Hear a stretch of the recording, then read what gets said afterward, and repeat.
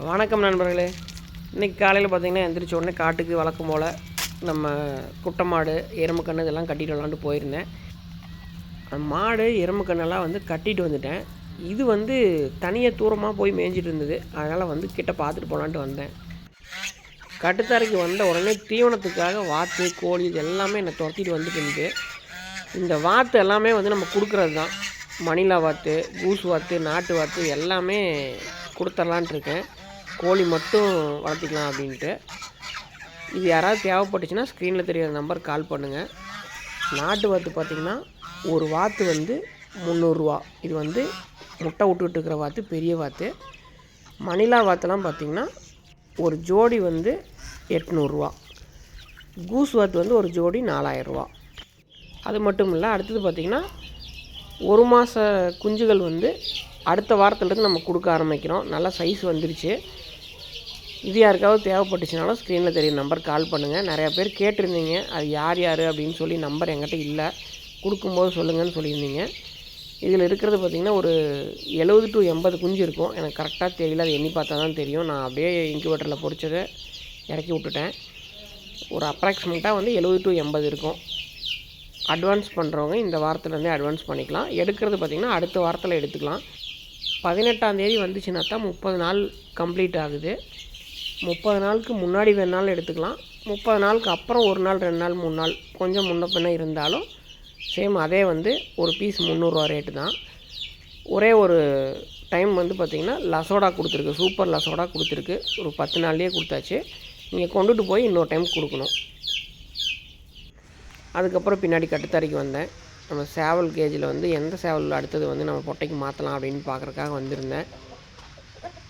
சேவல் கட்டுத்தரையெல்லாம் நேற்று தான் சுத்தமாக கூட்டி தண்ணியெல்லாம் விட்டுருக்குறாங்க. நல்லா சுத்தமாக பளிச்சுன்னு இருந்துச்சு. எப்பயுமே ஒரு 10 நாள் 15 நாளுக்கு ஒரு டைம் கூட்டி விட்டு உள்ளே தண்ணி ஃபுல்லாக விட்டோம்னா தான் அந்த கழிவுகள்லாம் இத்து போயிடும். கோழிகளுக்கு எந்த நோயும் வராது. அதுக்கப்புறம் பார்த்திங்கன்னா நம்ம புறா கூண்டு, ஆட்டு ஷெட்டு இதில் எல்லாமே நிறையா வேலை இருந்துச்சு. அதுக்காக நம்ம தம்பி ஒருத்தரை கூட்டிகிட்டு விட்டுருந்தேன், இந்த வேலையெல்லாம் செஞ்சு கொடுக்க சொல்லி. மெட்டீரியல்லாம் நேற்றே எடுத்து போட்டோம். ஃபஸ்ட்டு வந்தோடனே இந்த வாத்து கூண்டுக்கு டோர்லாம் போயிடுச்சு. சரி, அதெல்லாம் ரெடி பண்ணலாம் அப்படின்னு சொல்லிட்டு ஃபஸ்ட்டு அந்த வேலையை செஞ்சாங்க. நான் ஆஃபீஸ் கிளம்பி போயிட்டேன். இதெல்லாம் பார்த்திங்கன்னா அடுத்த நாள் காலையில் நான் எடுத்த வீடியோ. இந்த தீவனம் போடுற தொட்டியெல்லாம் முன்னையே வாங்கிட்டு வச்சுருந்தோம், பழைய வீடியோலேயே காமிச்சிருந்தேன். அதையெல்லாம் நேற்று மாற்றி அந்த வேலையெல்லாம் முடிச்சிட்டாங்க. நிறைய தீவனம் இறச்சி கொஞ்சம் வேஸ்டேஜ் ஆகிட்டு இருந்தது. அது இல்லாமல் நம்ம கேசிங் பைப் கட் பண்ணி போட்டுறதுனால 2 சைடு எண்டும் அந்த கடைசி இந்த கடைசியும் வெளியில் இறையாமல் இருக்கிறதுக்கு நம்ம இரும்பில் ஒரு தகரத்தை வச்சு வெல்டிங் வச்சுருந்தோம். அது நாளடைவில் பார்த்திங்கன்னா ஈரப்பதம் அந்த தீவனமெல்லாம் பட்டு இத்து போக ஆரம்பிச்சிருச்சு. ஒரு 2 டைம் மாற்றி பார்த்தேன். ஒரு 3 வருஷத்தில் 2 தடவை மாற்றியாச்சு. அதனால் இந்த மாதிரி போட்டுக்கலாம் அப்படின்னு சொல்லிட்டு. இது நல்லாயிருக்கு, நல்லா வெயிட்டாகவும் இருக்குது, குவாலிட்டியாகவும் இருக்குது. அதுக்கப்புறம் ஷெட்டுக்குள்ளே அந்த கடைசியில் பார்த்திங்கன்னா அதுவும் புதுசு மாற்றியாச்சு. ஆடு குட்டி போட்டது நான் இன்னும் காமிக்கவே இல்லை. ஒரு 2-3 நாளுக்கு முன்னாடியே போட்டுருச்சு. இப்போ தான் வீடியோ எடுக்கக்கூடிய டைம் கிடச்சிது. ஒரு கெடா குட்டி, ஒரு பொட்டைக்குட்டி அந்த மாதிரி போட்டிருக்கு. குட்டி ரெண்டும் நல்லா ஆரோக்கியமாக சூப்பராக இருக்குது. நம்ம பெரிய கடாய்க்கு தான் சேர்த்துச்சு. சின்ன கடாய் இப்போ தான் வந்திருக்கு. அது இன்னும் எந்த ஆட்டுக்குமே நம்ம சேர்த்துல. ஒன்று கெடா டைப்பில் வந்திருக்கு, ஒன்று அதனோட அம்மா டைப்பில் வந்திருக்கு. மூஞ்சியில் வெள்ளை வந்திருக்கிறது பார்த்திங்கன்னா கெடா குட்டி. ஃபுல் பேட்ச் வந்திருக்கிறது பார்த்திங்கன்னா பொட்டைக்குட்டி. பால் குடிச்சிட்டு அமைதியாக ஓரத்தில் போய் படுத்துக்கிச்சு. அதுக்கப்புறம் பார்த்திங்கன்னா காட்டுக்கு வந்திருந்தேன்.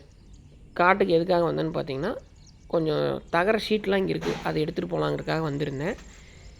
இந்த கீழே பார்த்திங்கன்னா ஸ்பீட் பிரேக்கர் மாதிரி போட்டிருக்கிறது இதுக்கு முன்னாடி இல்லை. இப்போ புதுசாக ஒரு 2 நாளுக்கு முன்னாடி தான் போட்டோம். நைட்டில் நம்ம மாடெல்லாம் இங்கே இருக்குது. நாய்கள்லாம் அடியில் குழி பறித்து உள்ளே போயிடுது. குழி பறிக்கலினாலுமே கொஞ்சம் உடம்பு பெண்டு பண்ணி அப்படியே உள்ளே போயிடுது. அதனால் அந்த மாதிரி போட சொல்லியிருந்தேன். அந்த வேலையெல்லாம் நீட்டாக பண்ணிட்டாங்க.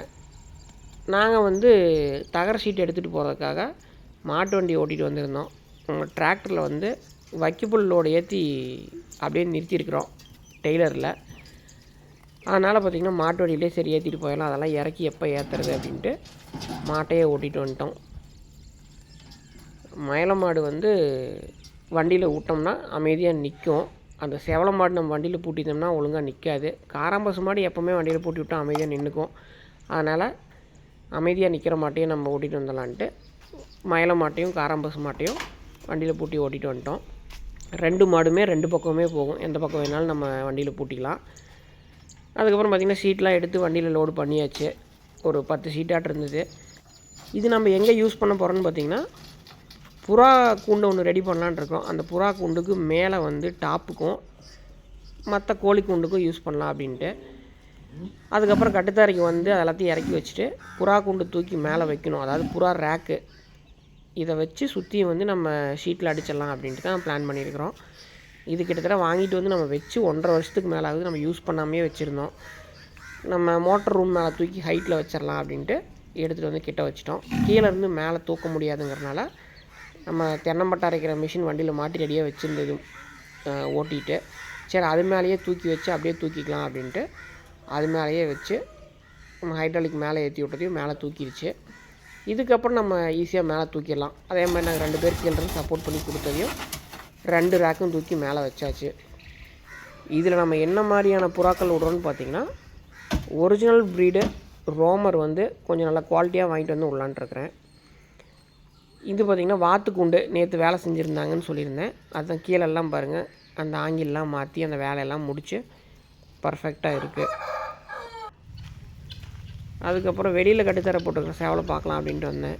டெய்லியும் ஒரு டைம் கண்டிப்பாக நான் பார்த்துருவேன். அதே மாதிரி பார்க்குறதுக்கு வந்திருந்தேன். எல்லாமே நல்லா தான் இருக்குது. கீழே எல்லாம் தண்ணி விட்டு நீட்டாக பண்ணிட்டாங்க. இந்த வயலுக்கு தண்ணி பாயும் போது அப்படியே வயலோடு விட்டுருவாங்க. இது அதே மாதிரி கீழே இருக்கிற அந்த கழிவுகள்லாம் போய் நல்லா கூலிங்காக இருக்கும்.